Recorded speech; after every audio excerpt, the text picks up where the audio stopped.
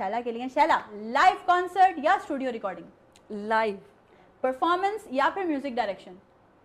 Performance. Okay, शायरी या फिर composing? नहीं, दोनों से मेरा नहीं है क्योंकि इंटरेस्ट है। लेकिन फिर भी कंपोजिशन। कंपोजिशन। सोलो गाना या डुएट? सोलो। ओके, क्लासिकल या पॉप?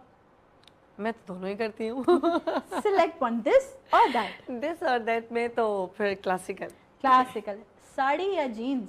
साड़ी। ओके, हील्स या स्निकर्स? हील्स। हील्स। सुबह की वॉक या रात की नींद? रात की नींद, सुकून।